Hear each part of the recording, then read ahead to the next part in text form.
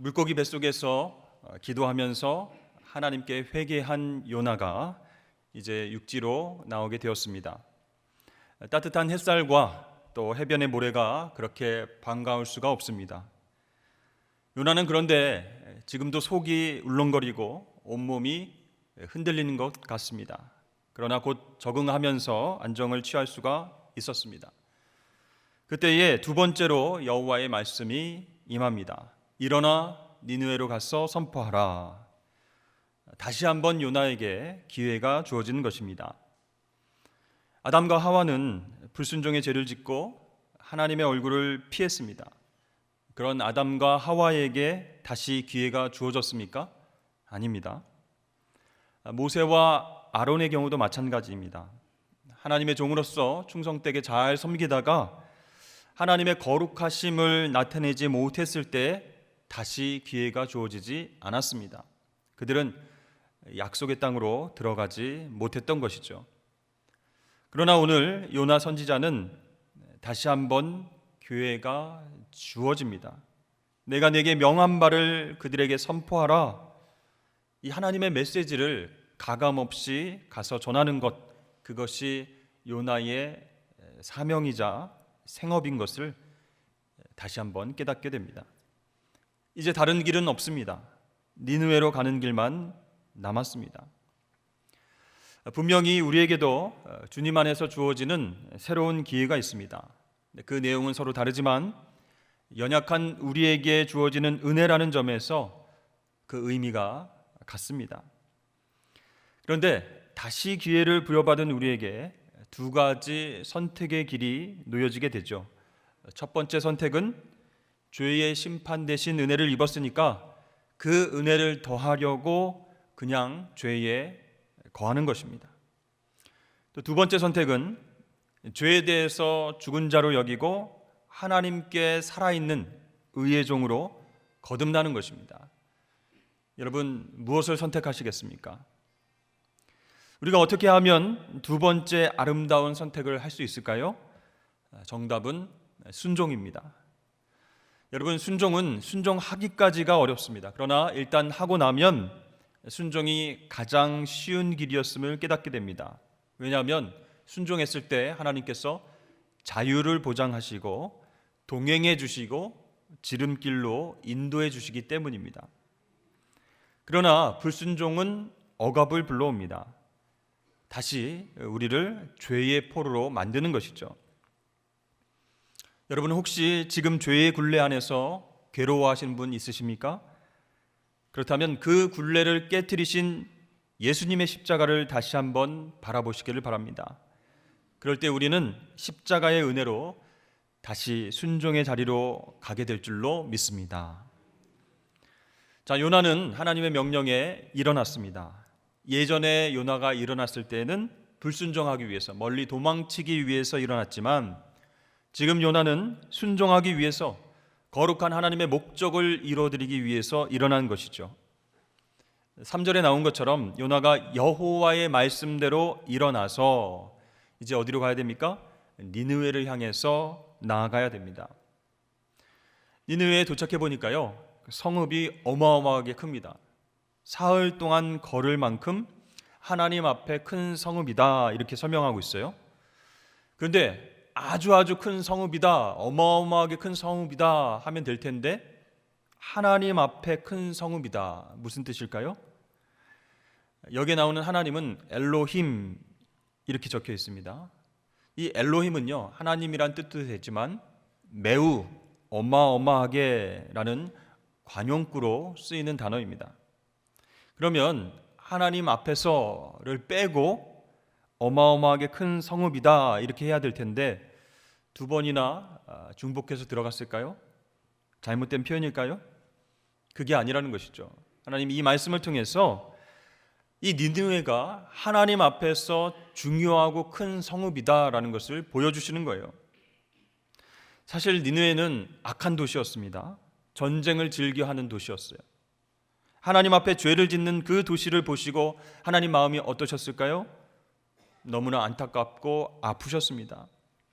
우리도 여러 자녀가 있으면 말 안 듣는 자녀들 바라보면 그 마음이 어떨까요? 무거워지고 안타까워지는 것, 그것이 부모의 마음인 것과 똑같습니다. 따라서 누구도 멸망치 않기를 바라시는 그 긍휼의 하나님께서는 니느웨 성읍을 바라보시면서 너무나 안타까워하셨다는 거예요. 그런 의미에서 이 니느웨는 이방 민족이지만 하나님 앞에서 큰 성읍, 중요한 성읍이다라고 볼 수 있는 것이죠. 자, 요나를 구원하셔서 다시 니느웨로 보내서 메시지를 전할 만큼 그 니느웨 성읍은 크고도 중요한 성읍이었다라는 것이에요. 여러분, 하나님 관점에서 보면 안 중요하고 안 소중한 그런 민족과 백성이 없는 것이죠. 지금 현재도 군부 구테타로 인해서 어린이와 청년들과 무고한 시민들이 죽어가는 그 미얀마를 향해서도 하나님은 안타까워하시는 거예요. 그 백성들을 구원하시기 위해서 기도하는 사람들을 통해서 하나님은 지금도 계속 일하시는 줄로 믿습니다. 이 요나는 니느웨의 여러 곳을 다니면서 하나님의 말씀을 선포했습니다. 성읍의 외곽 주변을 돌면서 말씀을 전하는데 3일 정도 걸렸다는 거예요. 그렇게 큰 성읍, 그곳에서 만나는 모든 사람들 앞에서 메시지를 전합니다. 그 메시지 내용은 정말 간단합니다. 40일이 지나면 니느웨가 무너지리라. 이렇게 간단한 메시지를 선포한 거예요. 그런데 여러분, 놀라운 것은 요나가 도착하기 직전에 니느웨에는 몇 가지 재난이 생기게 되었습니다. 역사적으로도요, 기원전 763년 6월에 이상한 개기일식이 일어나기도 했습니다. 그래서 이 니느웨 사람들은 이러한 현상들을 신의 심판으로 받아들이고 죄를 돌이키려고 노력하고 있었던 중이었어요. 자, 이렇게 하나님은 니느웨 사람들의 완악하고 악한 마음을 미리 만져 놓으셔서 회개할 정도로 부드럽게 하시고 요나를 부르신 것입니다. 이제 요나가 가서 메시지만 전하면 마치 논둑에 물이 터지듯이 회개 운동이 일어나도록 그렇게 역사하셨습니다. 자, 그래서 40일이 지나면 성읍이 무너지리라 라고 하는 그 단순한 외침에 니느웨 사람들이 겸손하게 반응하면서 금식하고 회개로 나아가게 됐던 것이죠. 여러분, 그때 요나의 마음은 어땠을까요? 요나는 사실 스올의 뱃속에서 거의 죽었다가 부활을 경험한 그런 돌아온 탕자입니다. 그러니까 돌이키면, 하나님께 돌아가면 받아주시는 그 은혜를 미리 경험한 거예요. 그 은혜의 하나님을 먼저 경험했습니다. 그래서 이 니느웨 사람들이 이방인들이지만 이 메시지를 전하면서 그들도 회개하고 돌아오면 하나님께서 받아주실 것이다, 이렇게 믿고 있었죠. 그런데요, 현실적으로 진짜로 니느웨 사람들이 회개하자 이 요나가 오히려 혼란스러웠습니다. 어리둥절했습니다. 야, 너희들 멸망할 거야, 심판받을 거야, 40일 딱 그 기간만 주셨어, 이렇게 메시지를 전하면 자기를 막 붙잡아다가 감옥에 가두고 고문할 줄 알았는데 그게 아니었습니다. 그 이방 사람들이 말씀을 받아들이고 회개의 운동으로 나아가게 된 것이에요. 그러니까 그 속마음은 어떻겠습니까? 40일 지나면 망해야 되는데 왜 이 사람들이 금식하고 회개하지? 이러면 안 되는데, 이런 마음도 있었을 거라는 것이죠. 여러분, 정말 완악하고 강팍한 마음의 이방 사람들, 그들이 회개하면서 하나님 앞에 나오게 된 것은 정말로 하나님의 역사였습니다. 하나님께서 그들 마음 가운데 강력하게 역사하셨고 요나는 그저 도구로 쓰임받고 있었던 것이죠. 그런데 요나는 그 상황을 받아들이기가 어려웠습니다. 이 악의 축인 니느웨가 정말 하나님의 심판을 받아가지고 다 불타 없어지고 전멸할 것을 속으로는 기대했던 것 같아요. 근데 여러분, 왜 하나님께서 40일이 지나면 성읍이 무너질 것이다 이렇게 선포하게 하셨을까요? 거꾸로 생각하면 40일이라고 하는 회개의 기회를 주신 것이죠. 노아 시대의 홍수 기간도 40일이었습니다. 홍수가 끝나자 그 이후에 땅이 회복되게 되었습니다. 그리고 하나님은 노아하고 언약을 맺으셨습니다. 그리고 모세가 시내산에서 보낸 시간도 40일이었습니다. 그 시간 동안 이스라엘 백성들이 지켜야 할 예배의 법이 이 모세에게 전달되게 되었죠. 여호수아 시대에 가나안 땅으로 정탐꾼을 보낸 그 기간도 40일이었습니다. 10명의 정탐꾼의 그 부정적인 보고하고는 달리 여호수아 갈렙은 긍정적으로 소망과 믿음으로 그런 보고를 했습니다. 여러분, 이보다 더 중요한 40일이 있는데 그것은 바로 예수님께서 부활하신 직후 승천하시기 직전까지 계셨던 기간입니다. 그 40일 동안 예수님 뭐 하셨죠? 제자들에게 직접 나타나셔서 하나님 나라의 일을 친히 말씀해 주셨습니다. 자, 이렇게 40일이라고 하는 기간은 변화와 회복의 의미가 있는 시간이라는 거예요. 근데 요나가 생각하기에는 40일이 뭡니까? 막 메시지가 선포되자마자 막 니네 사람들이 금식하고 회개 운동을 하고 있습니다. 이런 놀라운 일들이 갑자기 일어날 수 있을까? 요나는 어리둥절했습니다. 자, 5절 말씀에 보면 니느웨 사람들이 하나님을 믿었다 이렇게 나오죠. 그런데요, 여기 나오는 하나님은 이스라엘의 야훼 하나님이 아닙니다. 성경은 하나님을 믿었다 이렇게 표현하고 있지만 원어로는 엘로힘 이렇게 되어 있습니다. 아까 엘로힘은 어마어마한 매우 큰 이런 관용구로도 쓰이고 하나님이라고 하는 단어로도 쓰이고 통상 신이라고 하는 단어로 쓰인다는 거예요. 보통 복수로 쓰이기 때문에 신들. 그러니까 이방 사람들이 섬기는 신을 말할 때도 엘로힘을 쓴다는 거예요. 니느웨 사람들은 범신론과 다신론 신앙관이 있었기 때문에 이 요나의 메시지를 듣고 모두가 이스라엘의 하나님 야훼 하나님을 믿은 것은 아니었다는 겁니다. 그러나 중요한 것은 그 메시지를 듣고 그들이 우상에게 제사를 지낸 것이 아니라 또 음란한 의식을 행한 것이 아니라 이스라엘의 관습대로 금식하고 베옷을 입었다는 것, 그게 중요한 거예요. 그러니까 그 이방인들이 이스라엘의 하나님을 알기 위해서 노력했던 증거가 바로 그것이라는 거죠. 즉 전체적인 개종이 일어나는 것은 아니었지만 분명히 이스라엘 하나님이 주신 메시지에 반응하면서 죄의 길에서 돌이켰다라는 것은 확실하다는 거죠. 여러분, 우리 중에서도요 니느웨 사람들처럼 하나님을 희미하게 그렇게 인정하는 분들이 있습니다. 신에 대한 여러 가지 생각들, 또 철학 사상, 세속적 사고들로 인해서 하나님을 여러 신 중에 하나로 생각하는 분이 있을 수도 있습니다. 그래서 살아계시고 전능하신 하나님을 인격적으로 만나지 못하고 예배 자리에 나와 앉아 계신 분도 있다는 것이죠. 그러나 여러분, 그럼에도 불구하고 이 하나님의 메시지를 듣고 하나님을 가까이 하는 것이 너무나 중요합니다. 왜 그렇죠? 하나님을 가까이 하면 가까이 할수록 점진적으로, 점차적으로 하나님을 알아갈 수 있도록 성령께서 도와주시기 때문입니다. 그래서 니느웨 사람들의 마음을 미리 움직이셔서 회개할 수 있는 마음의 토양을 만들어 주신 것처럼 우리가 하나님을 인격적으로 아직 만나지 못했을지라도 그 하나님이 누구신가 이렇게 알아가기를 힘쓴다면 우리는 성령님의 도우심으로 놀랍게 하나님을 만나게 될 줄로 믿습니다. 자, 이제 니느웨 왕에게도 요나 선지자의 메시지가 전달됩니다.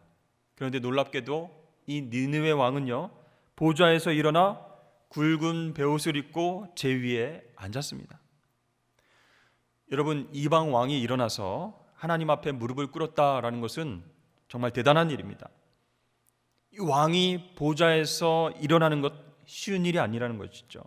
그리고 보좌가 아닌 제 위에서 하나님 말씀에 반응하여서 회개했다라는 것은 엄청나게 큰 결단이라는 거예요.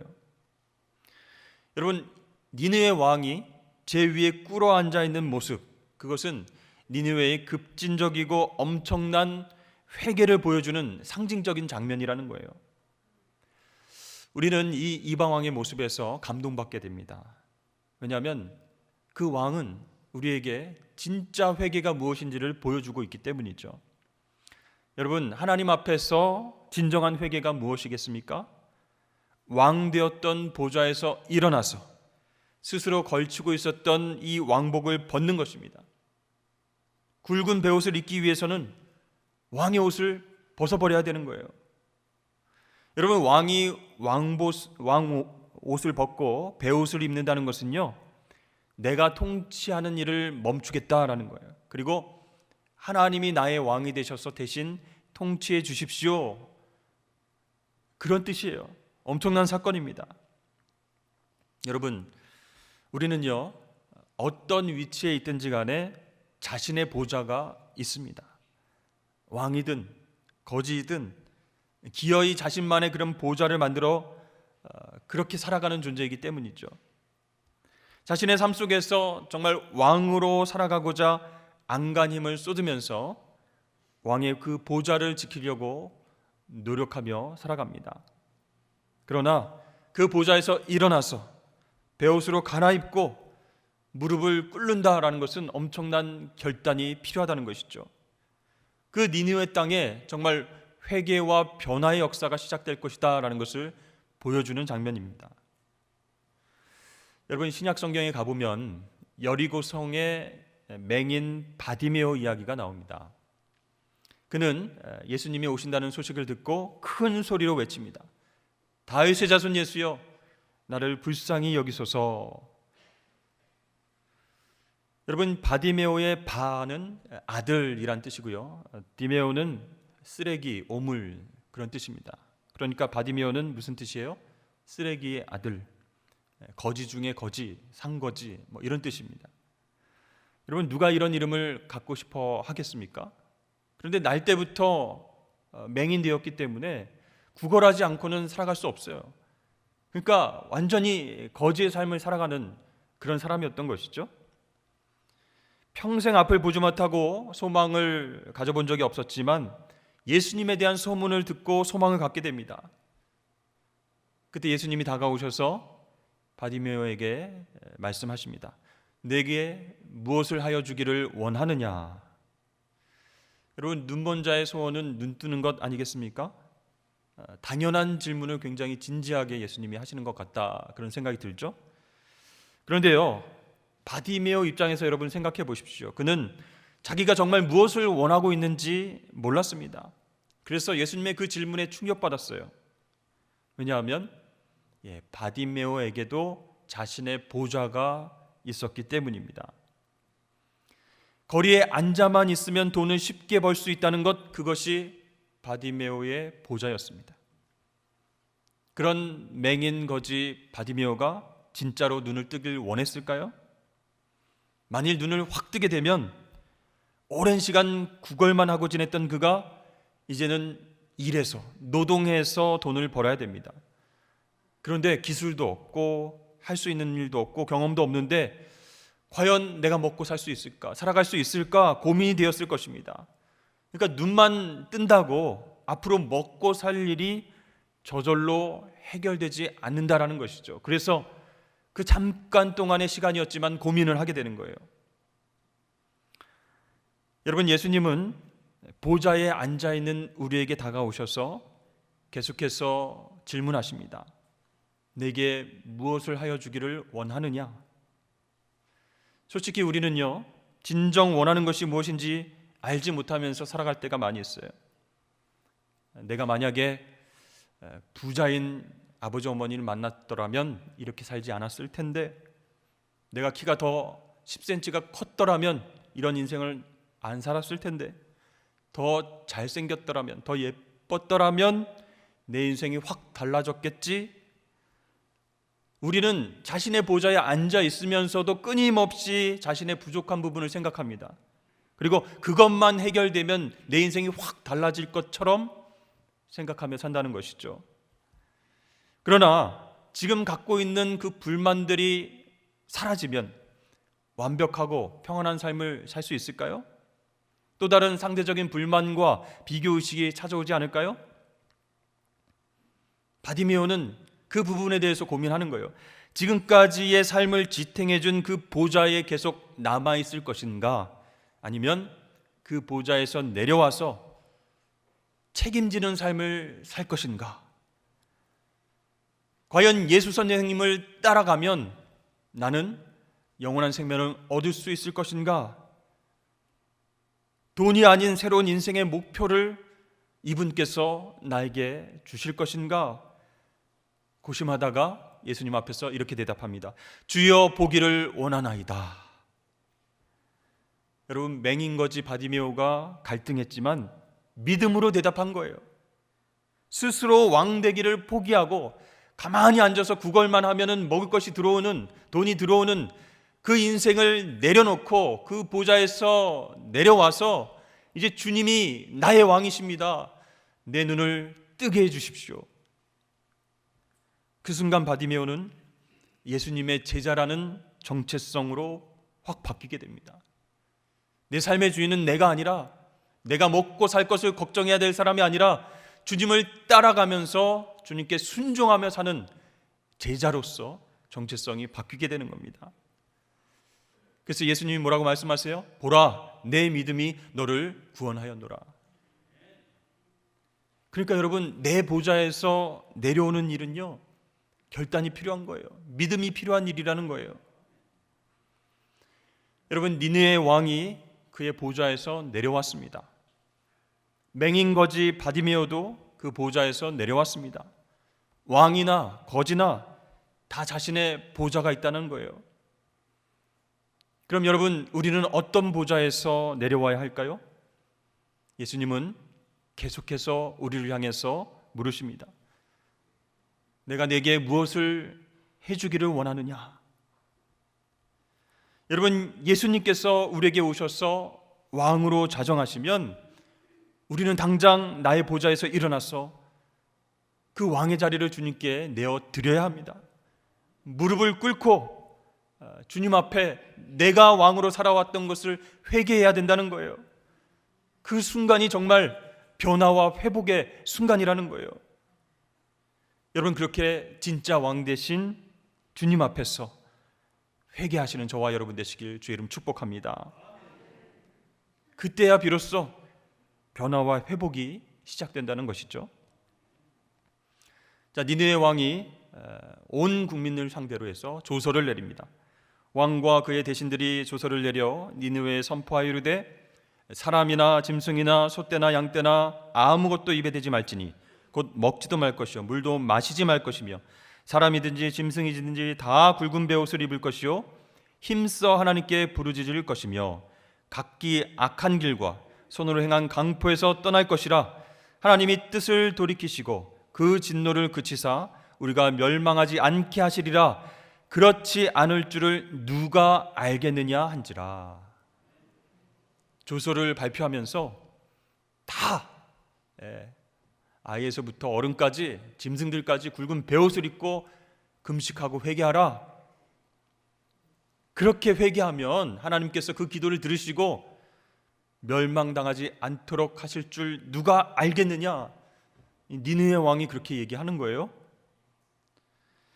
자, 이렇게 해서 회개운동이 위에서부터 아래까지 내려오게 됩니다. 근데 여러분, 고대 사회에서 짐승까지 금식하는 것은 정말로 드문 일입니다. 여러분, 짐승이요, 인간을 위해서 일을 해야 되는데 굶기면 안 되잖아요. 같이 죽자는 얘기입니까? 그런데 여러분, 그렇게까지 한 것은 무슨 뜻일까요? 이 니느웨의 변화와 회복에 대한 간절함이 이 니느웨 왕과 백성들에게 똑같이 임했다라는 거예요. 그래서 여러분, 보좌에서 내려온 다음, 그 다음 우리는 어떻게 살아가야 되겠습니까? 그 자리에서 떠나야 됩니다.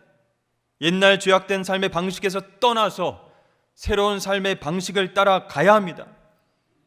그래야 온전한 회개가 이루어지게 되는 것이에요. 여러분, 불편한 굳은 아주 딱딱하고 굵은 그 베옷을 입고 전쟁터에 나갈 수 있을까요? 못 나갑니다. 여러분, 굵은 베옷을 입고 백성들을 속이고 때리고 착취할 수 있을까요? 못한다는 거예요. 옛날의 죄된 습성을 다시 반복할 수 없습니다. 그 자리를 떠나야 됩니다. 큰 성읍에 많은 사람들이 광장에 모였습니다. 다 함께 금식을 선포하고 외치면서 회개 기도하고 있어요. 여러분, 그 모습을 상상해 보십시오. 이 니느웨 왕과 백성들과 짐승들이 똑같은 유니폼을 맞춰 입고 있습니다. 굵은 베옷으로 만든 그 유니폼 가슴팍에는 악한 길에서 떠나자 이렇게 슬로건이 적혀 있습니다. 그래서 강아지, 송아지, 말, 닭, 염소도 똑같이 굵은 베옷을 입고 악한 길에서 떠나자. 여러분, 이게 정말 어마어마한 일이에요. 놀라운 변화와 회복의 꽃이 지금 막 만개하려고 지금 준비 중입니다. 한편 우리의 주인공 요나는 어디서 뭘 하고 있을까요? 요나 혼자만 유니폼을 입고 있지 않습니다. 여러분, 2002년 월드컵 때에 다 붉은 티셔츠 입으셨죠? 그래서 막 광장으로 나가고 거리로 나가고 TV 앞에 모여서 대한민국하고 우리 축구 선수들을 다 응원했습니다. 그런데 거기에서 한 사람만 파란 옷을 입고 가만히 서 있다고 생각해 보십시오. 응원도 안 하고. 진짜 어색한 겁니다. 이 요나는요, 니느웨 전체가 회개하는 모습을 보고 정말 깜짝 놀랐습니다. 그리고 한편으로는 야, 그렇다고 진짜 회개하냐? 얘네들 망해야 되는데 막 화가 나는 거예요. 사실 여러분, 니느웨 백성들은요, 언약 백성이 아닙니다. 한 번도 그들의 역사 가운데에 야훼 하나님의 은혜와 사랑을 경험해 본 적이 없습니다. 하나님과 약속을 맺고 친밀한 교제를 나눈 적도 없습니다. 따라서 회개와 구원의 축복을 경험한 적도 없는 생판 하나님을 모르는 이방인들은 심판받아 마땅하다, 그런 생각을 가지고 있었어요. 그런데 그들이 지금 막 금식하고 회개하고 굵은 베옷을 입고 제 위에서 하나님의 이름을 부르면서 회개하고 있어요. 그게 너무나도 놀랍고 어색한 그런 장면이었던 것이죠.